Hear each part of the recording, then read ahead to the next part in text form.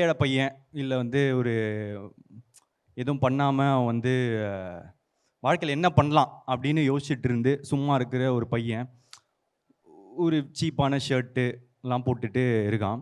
அப்போ வந்து என்னடா இது, என்ன சட்டை இது, இன்னும் நல்லா உழைச்சேன்னா இன்னும் கொஞ்சம் வந்து காஸ்ட்லியான சட்டைலாம் போடலாம்ல, போய் எதாவது வந்து வேலை பாடுறா அந்த மாதிரி சொல்கிறான். அவனும் ரொம்ப கஷ்டப்பட்டு வந்து வேலை செஞ்சு ஒரு காஸ்ட்லியான ஷர்ட்டை வந்து போட்டு இப்படி சுற்றுறான். அப்போ இன்னொருத்த வந்து சொல்கிறான், டேய் என்னடா இது புது சட்டெல்லாம் இந்த மாதிரி காஸ்ட்லியாக இதெல்லாம் போடுற, இனிமேல் நீ பழசை மறக்கக்கூடாதுடா, எப்படி இருந்தியோ அப்படியே தான் இருக்கணும், காசு வந்துடுச்சுன்னா எல்லாம் மாறிடுவியா அப்படின்னு வந்து கேட்குறான். இப்போ சரி நம்ம பழசுக்கே போயிடுவோம் அப்படின்னு சொல்லிட்டு அந்த பழைய சட்டையை எடுத்து திருப்பி போட்டுக்கிறான்.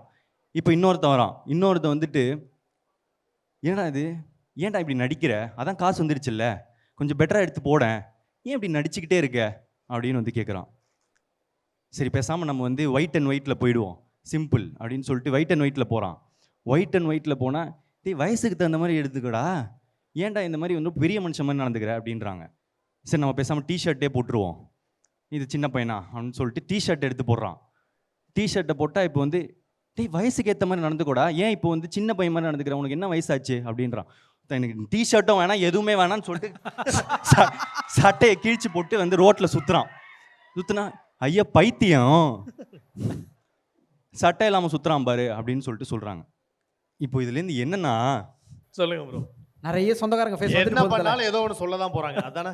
நம்ம மற்றவங்களுக்காக வந்து மற்றவங்களுக்கு பிடிச்ச மாதிரி வாழ ஆரம்பிச்சோம்னா மென்டல் ஆகிடும். ஆமாம்.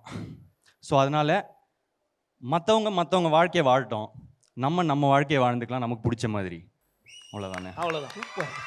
வாழ